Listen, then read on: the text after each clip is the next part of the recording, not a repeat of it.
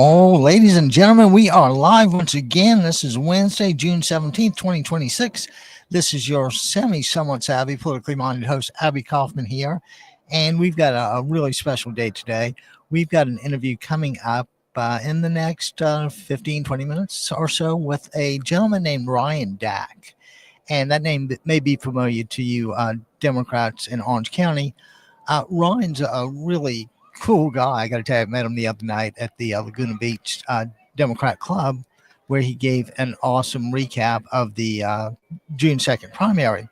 But what I want to tell you about Ryan is I'll let him tell you a lot of the formalities, but it was really fortuitous that I ran into him because just yesterday there were two opinion articles written, one in the New York Times, one in the Financial Times. And in the New York Times, the headline was American Dignity Down for the Count.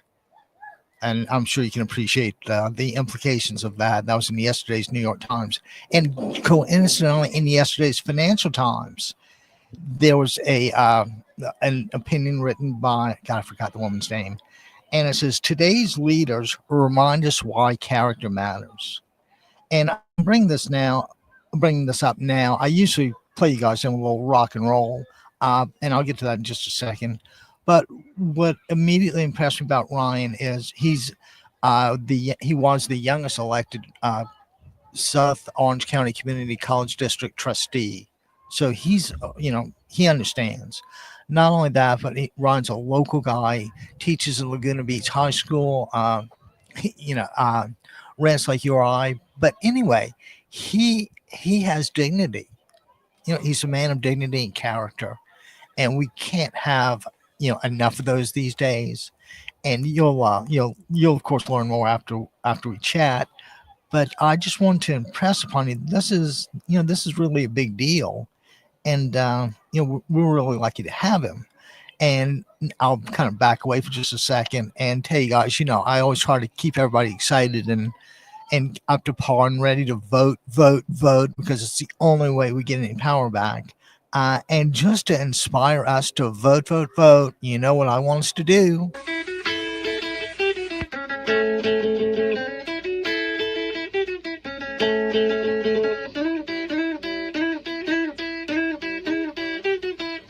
Roll those Republicans. We're going to roll those Republicans. We're going to roll those Republicans. We're going to roll those Republicans. We're going to roll those Republicans every time.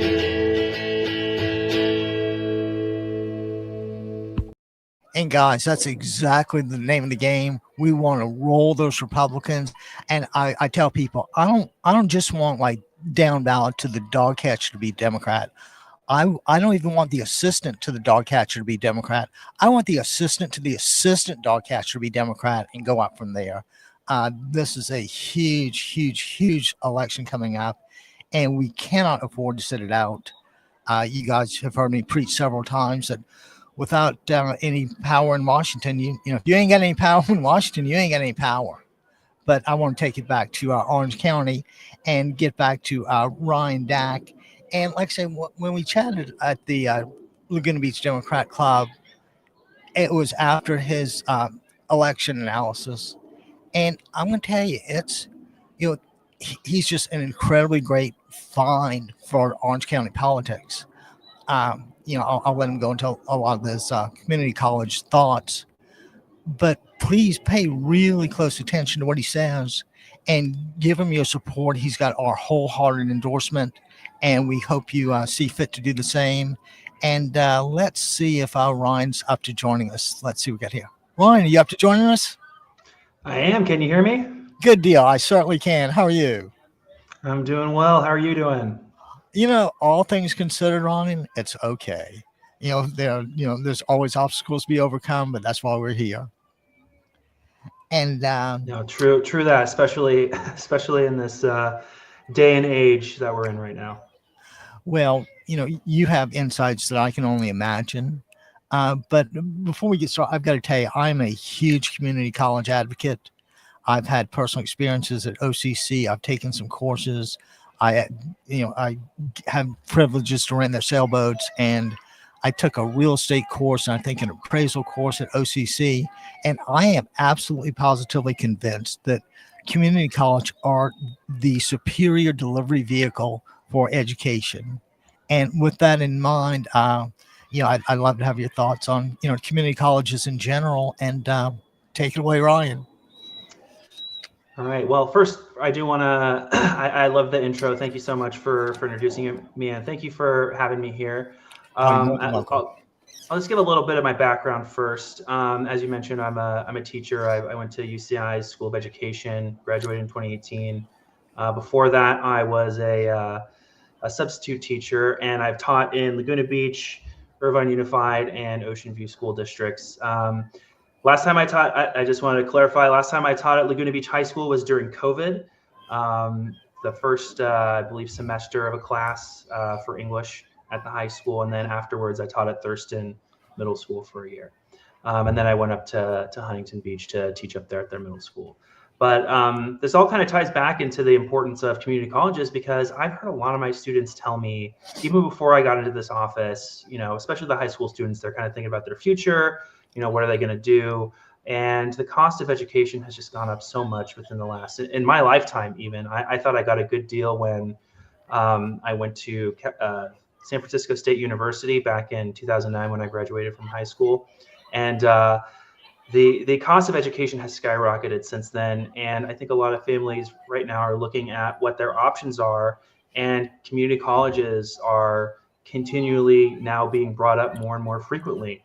Back when I first taught I was a student teacher at University High School in Irvine, and it was a great experience. But one of the things that I saw at the very end of the year, or maybe it was, no, I think it was the beginning of the year, they have their sort of introduction, class-wide or school-wide event. And every year the freshmen would jeer at the seniors, the outgoing seniors, that they were going to go to IVC. Like it was some sort of put down, you're not good enough to go to a 4-year. And that was back in 2017. And I think the conversation has changed a lot in the last decade, because our community colleges are high quality, and the cost of going to a 4-year, if you are unable to get a full ride scholarship, is just so much more expensive than it used to be, that families that might have traditionally thought, all right, we're going to go send you off to UCSD or UCI or UC Berkeley or UCLA, they're now kind of taking a second look at their local community college. And I'm here in Irvine, and IBC is the #1 community college in the state. We have fantastic transfer rates. We're number 12 in the nation for community colleges. Wow. So I think the conversation around education is evolving, and we're getting a lot more eyeballs now than we have in the past. I had an analogy in that I can analogize community colleges to places like Georgetown and George Washington University, in that in those sorts of schools, you might get somebody, a deputy undersecretary of the State Department, teaching a course because he's part of the community, and he's there. And community colleges, particularly in Orange County, have that same opportunity to draw on just superior people for adjuncts to supplement the tenured faculty. And I think that it's just an aspect that I thought was really kind of cool, to be honest with you. Well, one of the benefits of just being in Orange County specifically, and I think this probably applies to Cal State Fullerton faculty as well as UCI faculty, people want to live here. And so we're gonna start, I think when it comes to our faculty options, we usually have the best of the best that we can choose from. So of course our faculty is fantastic, and we have a great set of adjuncts as well. And I think that's the case at both Cal State Fullerton and UCI. Because people want to live here, we get a great pool of talent, and that just helps our community even more and more by having high quality faculty at all of our I guess secondary institutions. And it kind of goes without saying that teachers have to be of a giving nature, and when an adjunct comes on, they're usually just really dedicated to passing the knowledge across in an understandable way that's practically usable. And but let me ask you this: is it possible to get any sort of a bachelor's degree at a community college? So right now, that's kind of been the big question, right? We're already, for a lot of students, we're the first 2 years of their 4-year journey through college. And there has been some movement here in the state to start giving community colleges more access to bachelor's degrees. Now, this might surprise you, but when they rank, so I mentioned that IVC is number 12 in the nation. You want to know what the number 1 community college is in the nation, what state it's in? It's probably going to surprise you. Oh, please don't tell me Mississippi. No, not that surprising. No, it's in Florida. It's Okay. it's a community college in Florida. And when I think about schools or states that have really strong education backgrounds, the first thing I think of is not Florida. But you want to know why Florida, a school in Florida, is the top ranked community college in the state or in the country? Oh, It's please. because Florida has allowed their community colleges to award bachelor's degrees. And that's really what students want. They're looking to get into the workforce. I think the title of the school that they go to, unless it's like an Ivy or top 20, 50, one of those schools, I think it matters less and less to a lot of people. They want to get a quality education that doesn't break the bank. And you can do that by going to a community college that offers a bachelor's degree. And that's what a lot of schools in Florida, almost every community college in Florida has a bachelor's program that you can go through. So Now, right now in the state, we're debating whether that's the direction we want to go. They have a limited pilot, and it's gone to the governor's desk for it to get expanded.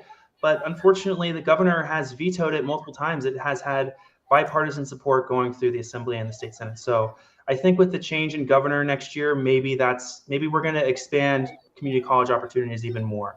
But that's kind of a wait and see situation. well, can I ask what sort of bachelor's degrees would be or are available in Florida?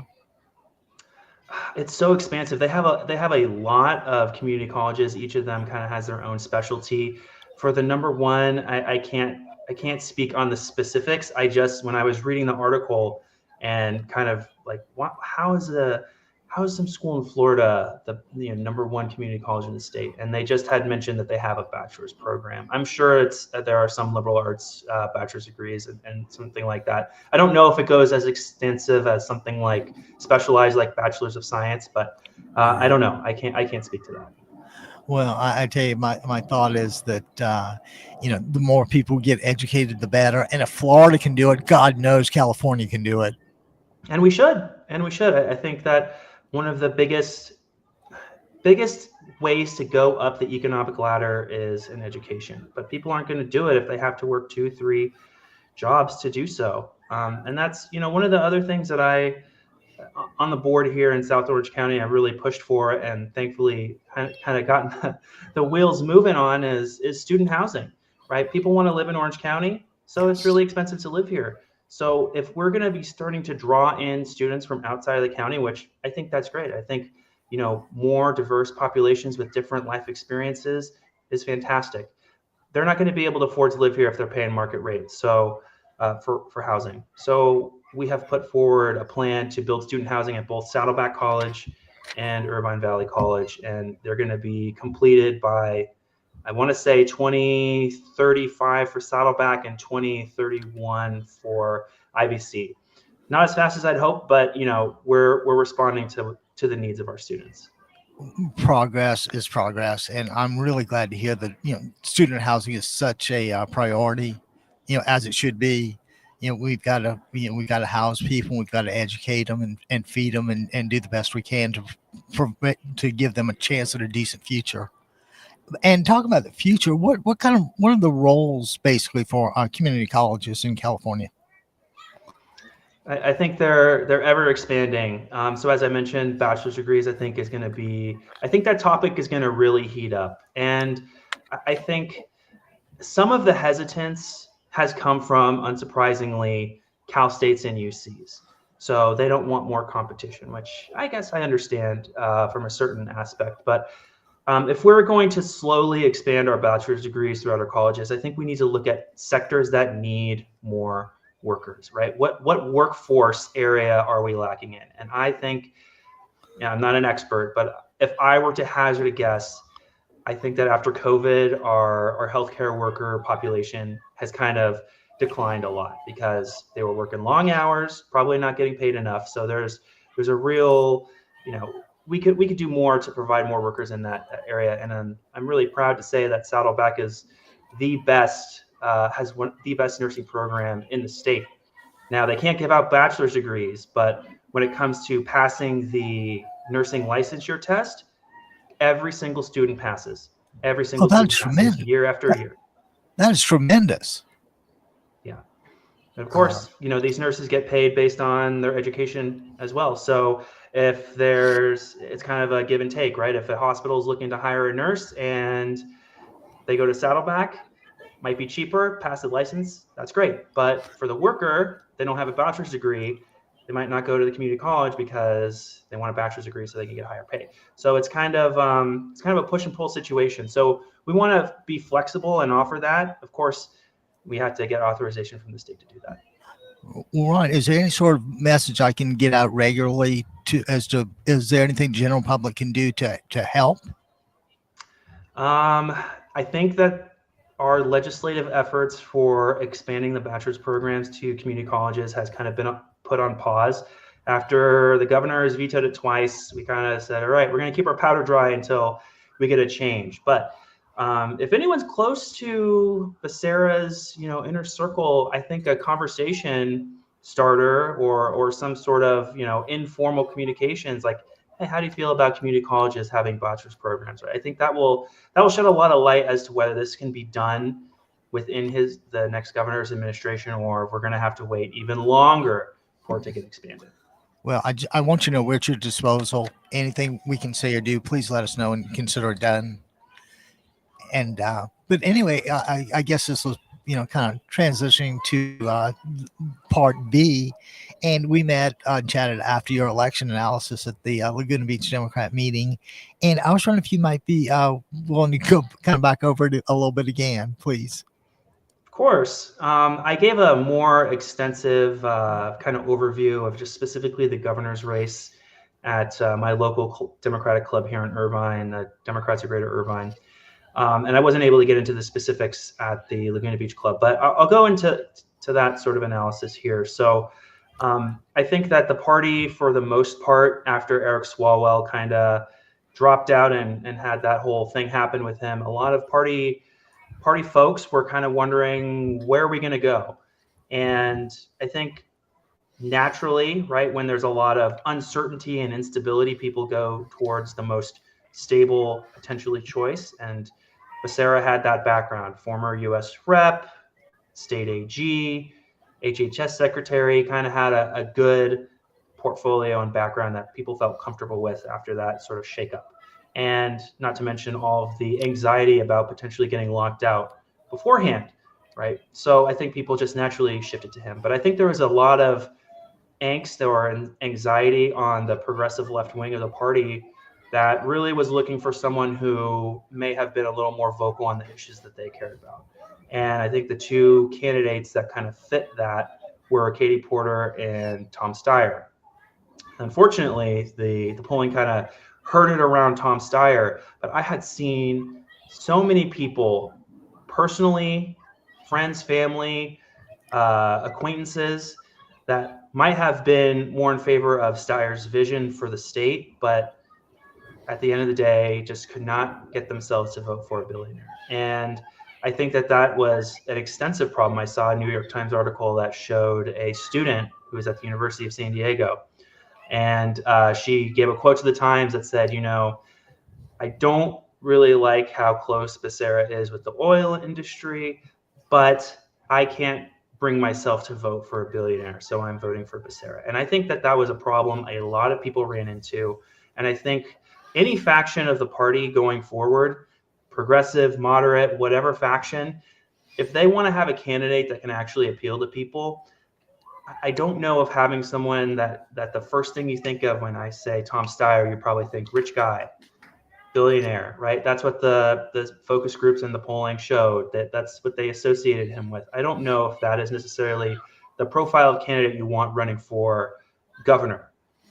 Because I think they just turned off a lot of people, even if they were open to his message. So I'm not super surprised that Becerra made it. I think the fact that Steyer even kept it close to where Republicans were potentially going to get locked out was extremely interesting. But again, I think he might have made it if he had a little bit of a different background. Well, as in life is in politics, sometimes you can't let the perfect be the enemy of the good.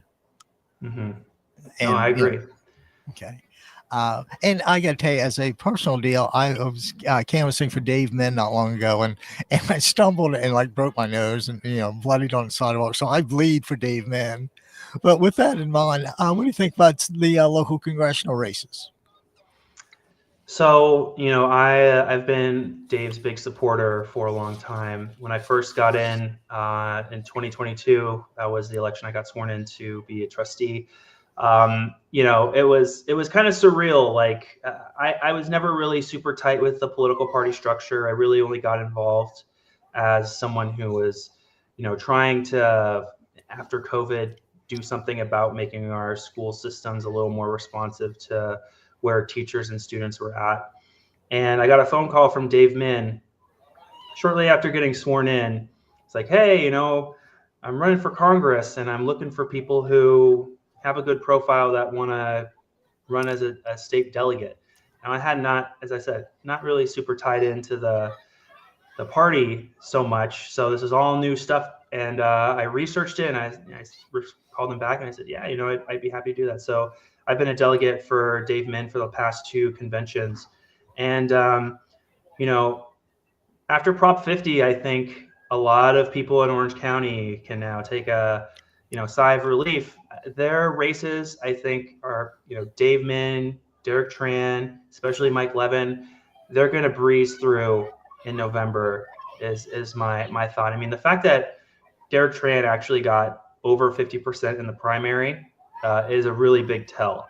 Generally, if you look at primary results, especially in this top 2 system, if someone gets over 50 in the primary, especially a Democrat, because the general population or the general election population of voters is a little more Democratic than the primary population, they usually increase their vote share. Like you look at Cotty Petrie Norris, you look at Catherine Blakespear, you look at Dave Min, you look at all of these people in their primaries from past cycles, typically increase their vote share. So if you're already at 50, you're good to go. I think Dave is at around 44, 45 because there's another Democrat who got 8% of the vote.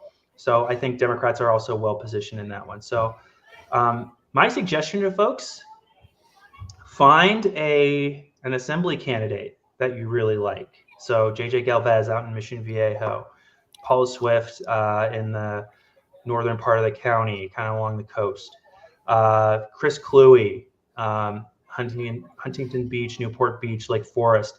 I think these are where the real battlegrounds in Orange County are going to be.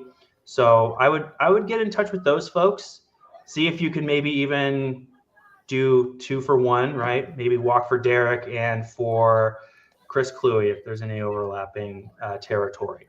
Walk for Dave Min. I know Dave Min and Chris Cluey actually have some overlapping territory in Laguna Beach. So that would be my suggestion. Really start to work on the lower level stuff, because I know a lot of people, what's going on in the federal government, people are not super happy about it. And I get that. But I think that there's actually a lot of work you can do down the ballot that would actually be much more meaningful, because I think those folks running for a re-election are probably more set and feeling more confident than they probably were before Prop 50 passed.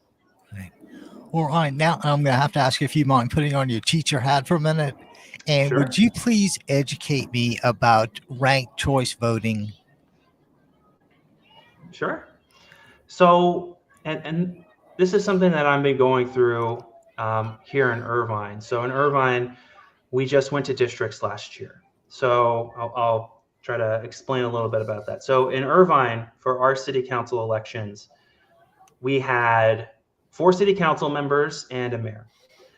Now, every 2 years, it was done at large. You would vote for either 2 or 3 people to be on city council. So it was technically a multi-member single district, really complicated. Some people didn't know that they could vote for 2 or 3. And I think over time, the political infrastructure decided, okay, let's move to single member districts.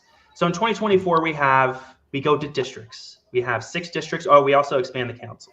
So we have 6 districts and then a mayor that's elected state or citywide. And one of the results of that districting is that in all of the open seats, we had no candidate get 50% of the vote, but get on to city council. Even worse than that, we had 2 candidates that got into city council with between 30 and 32% of the vote. In fact, one candidate won with 109 votes. Now, I like both of those candidates. I'm glad that they won compared to some of their competitors. But when you think about democracy and having people that represent your voice on city council, I don't know if having 70% of the electorate not vote for you is good for democracy. So ranked choice voting is supposed to change that. So next week, next Tuesday, in fact, City Council here in Irvine is going to consider putting a ballot measure on the November 2026 ballot for ranked choice voting. So what is ranked choice voting? You have one election in November, and you can rank your candidates. So let's say, and I gave this example actually at the City Council meeting back in April.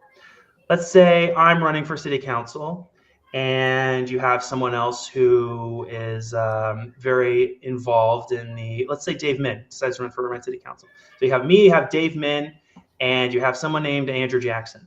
Now, 60% of the voters don't like Andrew Jackson. They really don't want him to be on City Council. He's got too much baggage. They don't want him.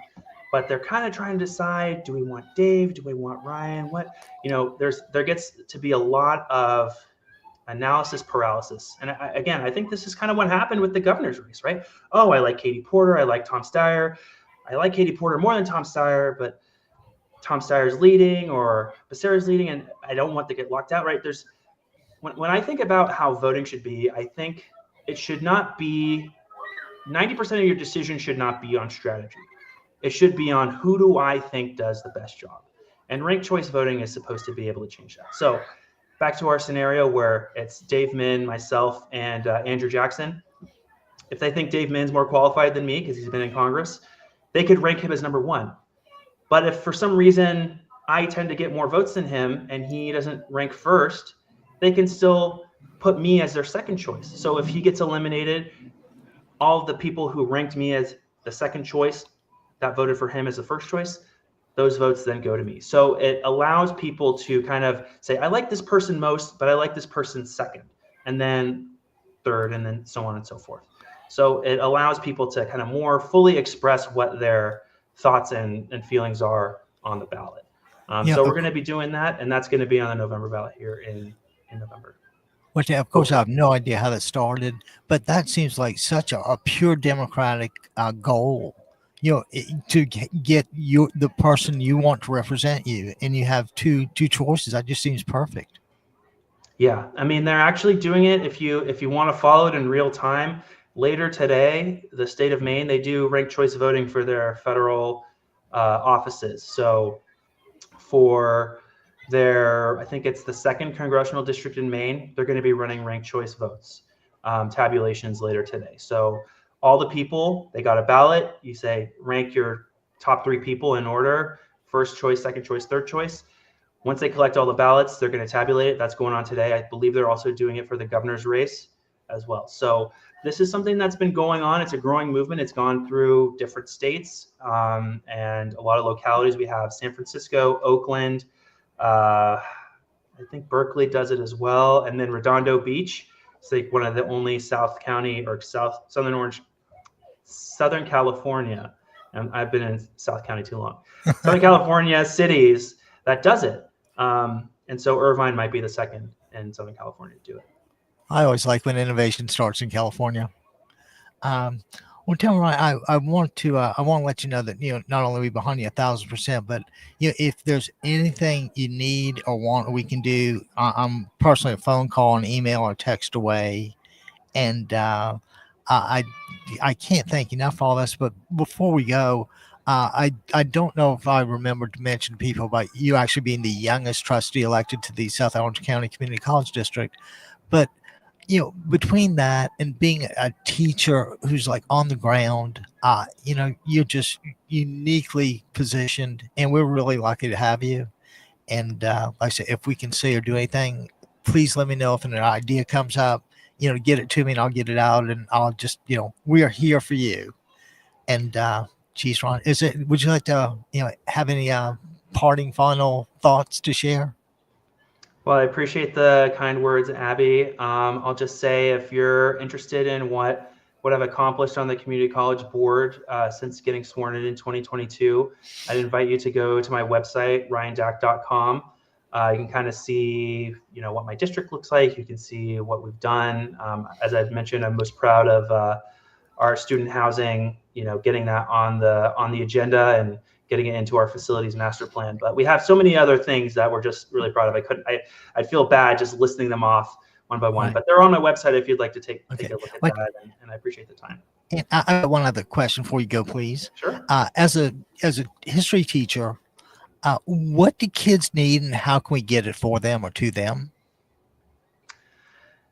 What do kids need? I would say, this is the hardest question out there, because I think there are so many things that students need right now. I think less distraction in their life, right? But as a teacher, how do you do that, right? I think a lot of students need support at home. But again, as a teacher, how do you do that? And I just think getting parents who don't even have kids involved and recognizing how much power our school boards have. And we were at the same Laguna Beach DEMS meeting I was. There's a lot going on Laguna Beach School Board, but it's not just Laguna Beach.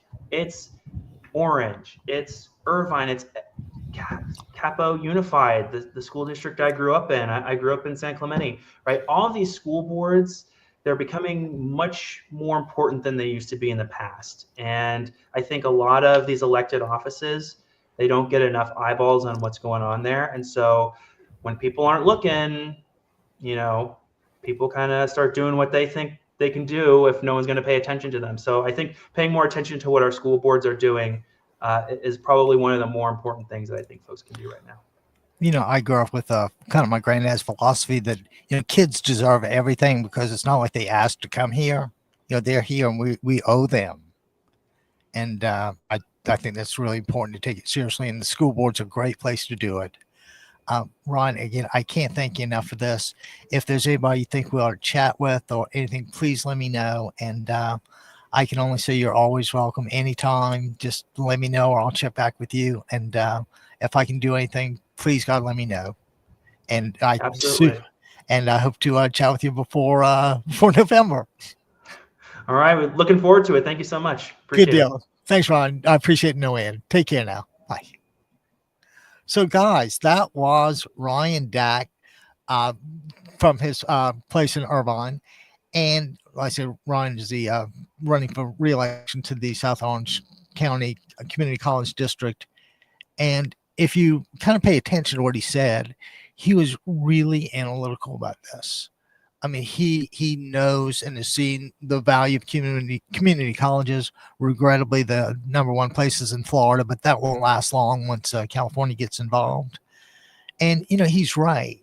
At the Laguna Beach meeting, I don't think there were lots of people with kids.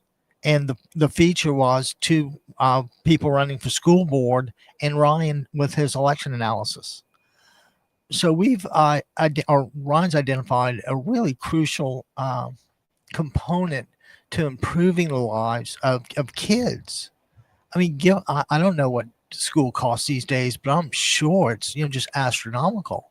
And the community colleges give people an opportunity to immerse themselves slowly. If you make it through and do well, maybe you want to transfer, maybe you don't, maybe you're happy where you are. And if you're happy with the community college education, it has more than served its purpose. It's helped you hopefully make a living in some way. And, going to school is always a valuable thing, just because you get to exchange ideas with others in a way you might not ordinarily get. And you certainly, in most schools, will come across a diversity of opinion and, everything else. But, it's always good to know what the other guy's thinking. I tell people, I know what my guys are thinking. I want to know what your guys are thinking.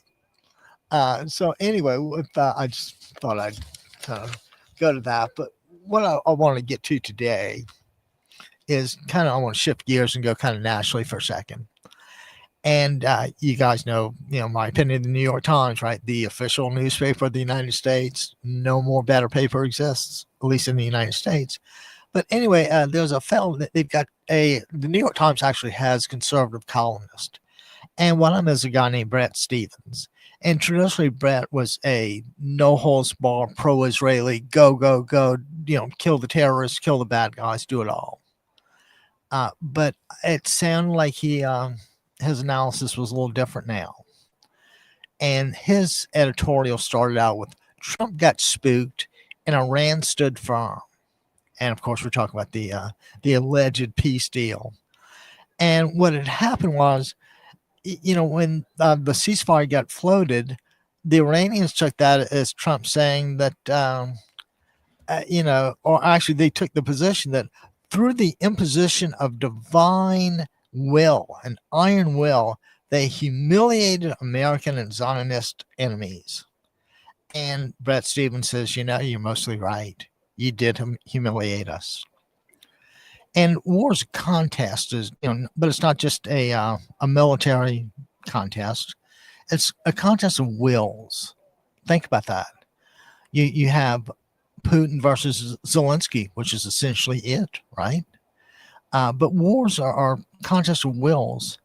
And this combat, the hardliners in Iran, they scored a big win. Their will prevailed. Trump got spooked.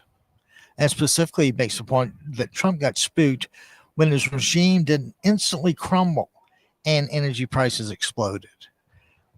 It was clearly laid out to him. How do you not? He was briefed to the nth degree on everything. And of course, I didn't know is just not only disingenuous, but it's just outright lying. But again, that's hardly the kind of thing that surprises us anymore. So anyway, so what happened was after about 6 weeks or so, Trump just kind of, shrugs his shoulders. Whatever happens, happens. And the error was compounded with his succession of absurd military threats. And last minute, Trump always chickens out or calm down, whatever you want to call it. And Iran looked at this indecision and as just being weak. And what happened was Tehran, or the guys in Iran, kind of had Trump's number at this point. They knew what was going on. And Bret Stephens makes a point that the Iranians measured Trump's courage and found out it was, like a bone spur. That's how much courage he has, as much as a bone spur. But anyway, Trump always complained that we never fought a war to win since World War II, 1945-ish. That, don't forget, he demanded unconditional surrender and went after Biden for the humiliating Afghan exit, which, again, was just, it was as good as it was going to be. And he concludes that it's not really odd for a president whose very essence is that of betrayal. And you might ask, and when I say betrayal of everyone and everything, Brad was good enough to get specific. And he said, first thing, Trump betrayed the promise to the Iranian people that help is on the way. These people are being murdered in the streets, trying to change their government to a form like ours, to a democracy. Okay? Help is on the way. Take the guys down. We'll be there for you. The cavalry is coming. Anybody remember the cavalry? The cavalry is coming. And, I don't think you really saw the cavalry arrive to render the help that Trump outright said was on the way. And let's not forget, he's on his way to betray Israel by making them stand down against Hezbollah. And Hezbollah, just for the heck of it, means party of God. So that's how entwined religion and militarism are in Iran, which is, no surprise. But, this is just, like I said, it's just betrayal. What does Israel do? If there's the party of God with, trained weapons on them in Lebanon? Well, the answer is we'll have to see. I would bet that Israel is not going to stand down to that degree They may temper slightly, but I don't think that in an existential war, which is what Israel considers this, that in an existential war, I don't think Israel is going to scale back very much. Of course, they'll do what's necessary to try to keep a decent American relationship. But you gotta, Netanyahu got us into this. Oh, and actually, he did. He set the stage, or he baited the hook, and Trump hit that thing full, hook, line, and sinker, just like you can see the big marlin, the big sailfish that jumps out of the water and grabs the hook. That was Trump, just jumping at Netanyahu's bait, and that hardly ever works out well. But I'm going to, on top of all that, he's also trying to extract. Iran was allowed to extract some kind of service fee for letting ships through the strait. Now, according to the deal, it's going to be like 60 days of free transit, and then God knows what. But you can rest assured that whatever Trump says is not what's going to be. I think you could pretty well bet that Iran's not going to let this opportunity slip through their fingers. And they can command a vital shipping link, a vital shipping strait. And just for security, they're going to do it. So anyway, now, as if that didn't get worse, how about the betrayal of allies in the region when he gives Iran, are you sitting down for this? Like what, $300 billion? And some sort of strategic leverage by virtue of where they are and where we are that they never had before. The strait was open before this. Open. No, no ifs, ands, or buts. It was open. And while the Iranians have purportedly agreed to reopen it, how much money would you bet on that? And if so, for how long is it going to be open? So, there's tons of aspects to the betrayal. But Stevens makes the case that the worst betrayal was to Americans who supported the war in Israel. Excuse me, and believed that Iran was an intolerable threat for security reasons, or to security and peace. In that sense, we try to be patriotic and support the president and what he asserted. And I said we didn't, but there were the guys that did. They just thought it was clearly the right thing to do, and it's just it didn't work out that way. And now that you have a ceasefire, it kind of magnifies the threat, because you've got this lull period, and nobody's really knows the future. That's what. Even though your administration clearly went to great lengths to brief you as to what would happen, I guess you're too busy to put your crayons down and actually listen and take some advice for a change. But when you deal with someone who knows everything, how do you convince him of anything? He knows everything. How about the administration has that same mindset. I had never ever heard of head of the Navy being fired during a war that involved a naval conflict. It's just the arrogance that's just horrible. And like I said, we gave up our leverage when we moved the blockade and agreed not to blockade and let the Iranian ships through. And you can rest assured that at this point, Iran and whoever else is pretty confident that they can take America's best shot and win out. How about that? Which is, in that kind of like the old Vietnam thing, where we've won every battle, and the Vietnamese guy says, "Well, that's good, but it's kind of irrelevant. We're here," and that's the same deal. It's the exact same deal. And I'm going to kind of conclude with Brett's notion that he's got a word for this, and the word is not quagmire. The word is debacle. Debacle, I said. And it's not because of the war, and not because of the mistakes and execution, but but it's the debacle's here because this pretense of peace is geopolitical self-harm that will haunt our standing in the world for years to come. And, America just took it in the shorts, and Donald Trump led people down the golden path. And once again, he grifted and swindled them. Again, you couldn't call that unexpected that, Trump would lie or swindle people. The amazing part is that people still believe him. I go on and on about credibility. And you guys were here when I chatted with Ryan Dack not long ago. We chatted for 20 minutes, 30 minutes, whatever it was. And you could sense Ryan is a man of dignity and honor. And dignity just means treating people as if they're human, not treating people as if they're trash to be disposed of or spit on or whatever else. And as you can see, that's clearly the administration's starting point, is that people are there to be abused and spit on. Otherwise, you wouldn't have had that big, beautiful bill that took away food and medical care and shelter. And, before everybody thinks that this is all a new deal with Trump, I always go back to Ronald Reagan and remind people that he single-handedly was the root cause of homelessness.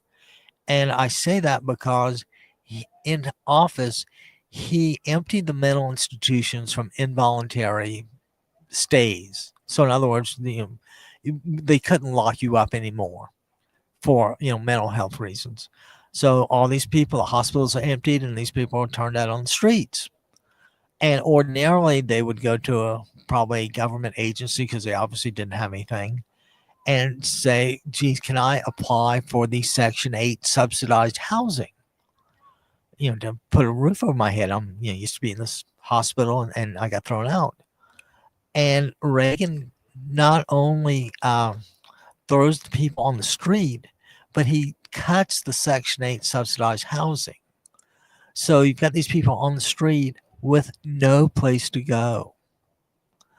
And, Republicans, of course, cheered that as what a cost savings as far as the hospitals go and the, nurses and doctors and all that. And I don't think there's a person alive today that would believe that was, a really good deal economically. It's just the Republicans really boxed us in, and there's no real hope other than fighting and voting our way out of this. And my voice is starting to go a little bit. But one of the last things I want to mention to you is there's also a columnist for the Times, Michelle Goldberg. And I always pay attention when she writes things because she's accurate. Like I said, the Times has great reporters, great researchers. They're a powerhouse. They're an institution. They are our newspaper, whether you want to believe it or not. The Times is more likely to have the truth than I think any other newspaper in the United States. But anyway, her column almost made me sad. Actually, the title made me sad, and reading it made it worse. And the title, and this was in today's Times, in case somebody wants to take a look at it. And the title is, I wish I didn't have to say this, A Garish Spectacle of American Decline.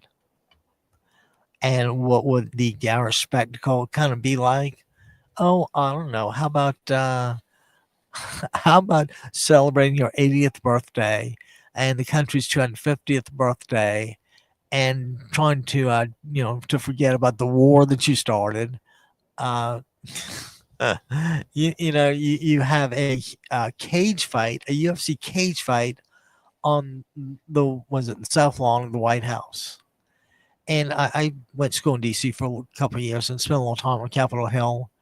And, I know the place. And I've always got friends in D.C.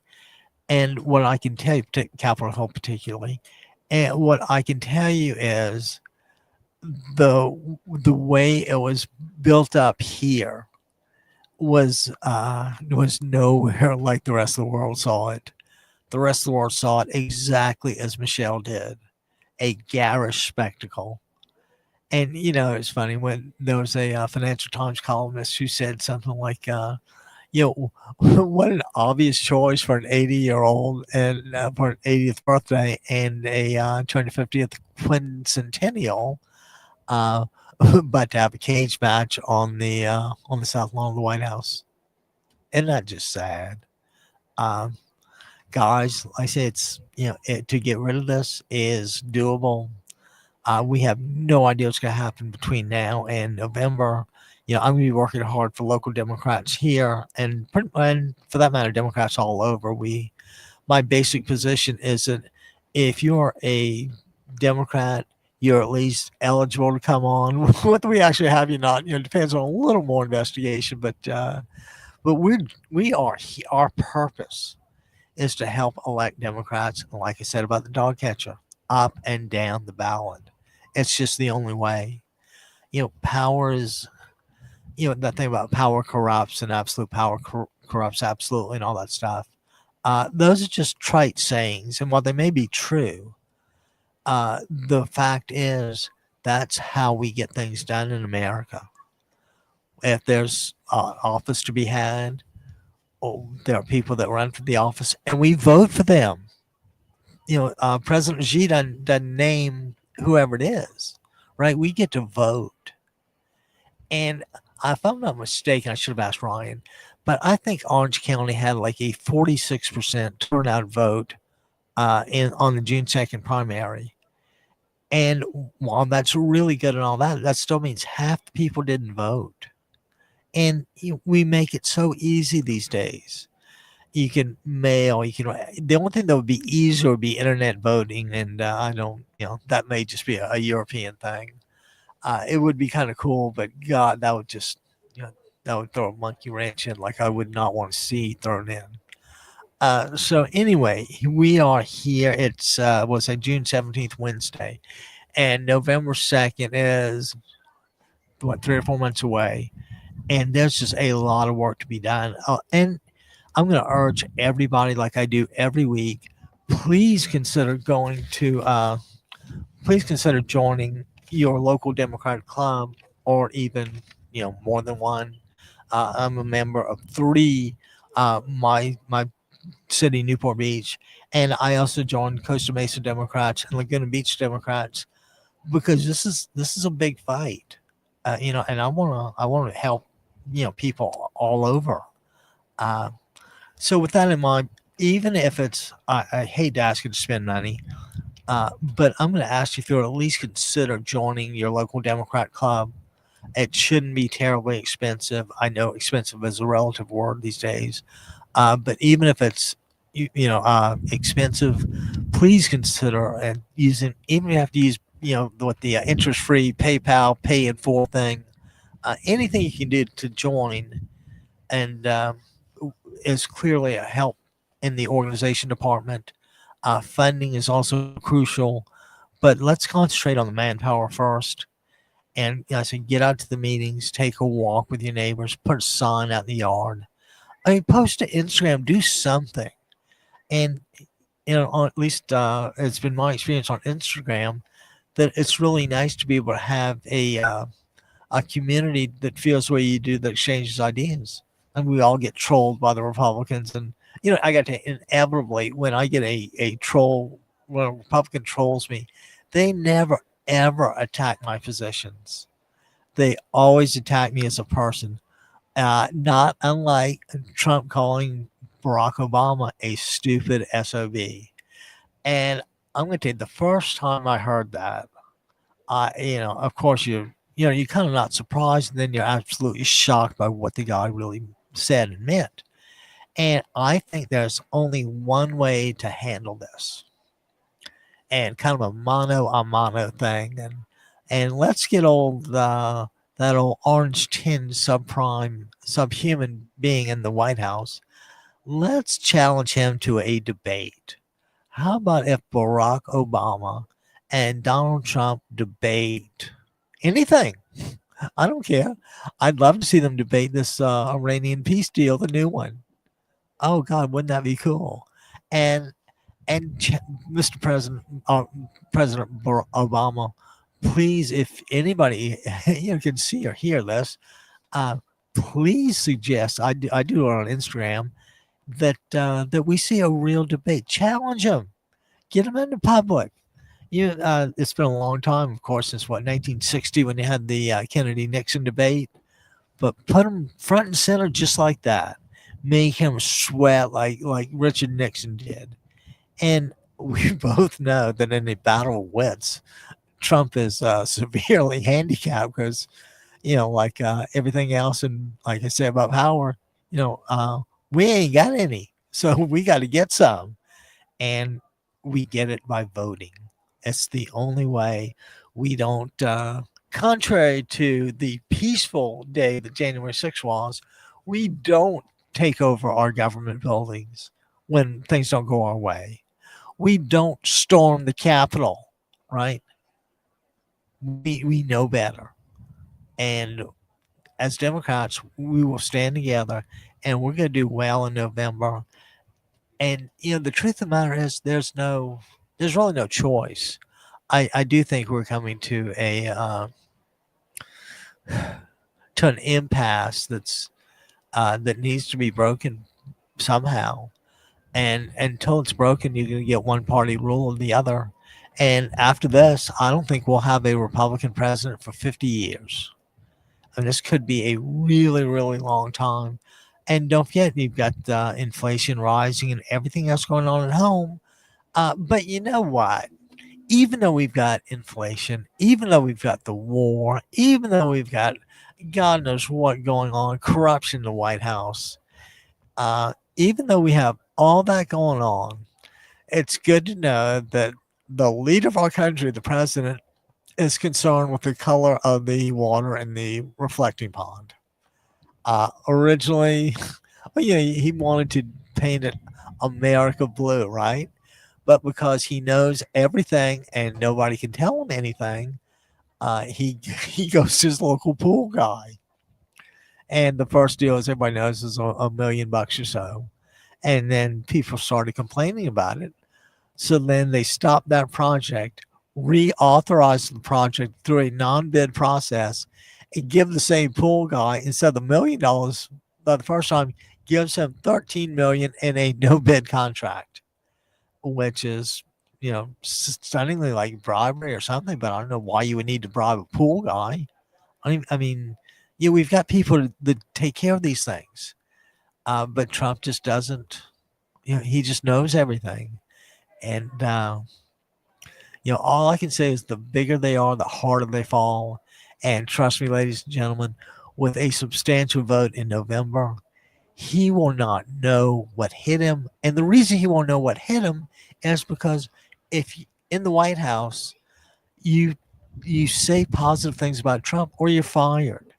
And there's that one woman that has the job of literally printing out positive pieces and just handing them to him all day. So think about this. So 24/7, he pretty much gets this, oh, you're great, and oh, Jesus had to die so you could rise, or whatever it is. And you got an Office of Religious Faith in the White House suggesting that that there's a certain similarity between Trump and Jesus Christ, the whom 1.4 billion people consider their Lord and Savior. But that's okay. Trump is, Trump knows more than that. So, guys, excuse me. Like I said, my throat's starting to go. I thought I'd get a little bit of a reprieve, letting Ryan do most of the talking, but apparently I'm not far behind. So, guys, what I'm going to do is I'm not going to play you out with any music, because this is, things are really serious. But even in the seriousness, we have opportunities to improve things. And community colleges are a really good thing. And because they're embedded in the community, they're just superior delivery devices for education and knowledge. And I'd like to see California overtake Florida and have bachelor degrees and have the number one community college in the United States. And The quickest way to get there is to vote for Ryan Dack for trustee, South Orange County Community College District, and only through people like that. And it's going to be one office at a time, one vote at a time. But only by voting for people like Ryan do we have a chance at giving kids an education to hopefully survive in the world. Uh, Colleges have gotten ruinously expensive. By the way, I got that phrase from an old girlfriend, ruinously expensive. Something was ruinously expensive. I kind of get the idea. Uh, so anyway, like I said, my final thoughts are: number one, support Ryan Dack. Number two, support Ryan Dack. Number three, support Ryan Dack. And if we can be of any help, let us know. Guys, we didn't even get to pitch the phone number too much today, but we are 949-629-3820, and we'll get back to some call-ins tomorrow. But I just want to leave on the extremely positive note that Ryan left us with, and that we can do this. We can establish really nice community colleges. We can get them out there. Of course, there's going to be a little resistance from the bigger institutions. But I'd like to think that in California, we can come up with a solution that fits everybody. And the truth of the matter is, the UCs and the Cal States, they really don't have a whole lot to fear. I would think they have more to gain through the possibility of transfer students after a couple of years. So I'm going to express some confidence that this will go forward in the future and that we will conquer it. I'm going to go forward thinking that Ryan Dack for South Orange County Coast Community College District trustee. And I'm going to again beg everybody to go out, join Democrat clubs, do something, vote. I mean, don't cheat or anything, but do vote. Let's get this thing. Let's get our vote count over 50%, huh? I mean, we are really ashamed that only 46% voted in Orange County, and I'm sure that was high. So, guys, on that cheerful note, as you can see, the sun's starting to come out, and it's funny. The sun's coming out. My voice is starting to go at the same time. So what we're going to do is we're going to end this and thank everybody for tuning in and watching. Special thanks to Ryan Dack for coming on and chatting with us, particularly about community colleges and the really crucial role they play, and that because of the crucial role they play, we need to make them prosperous. So, guys, in the meantime, what do we always say when they close off a radio thing? I think they always say something like, Roger Wilco over.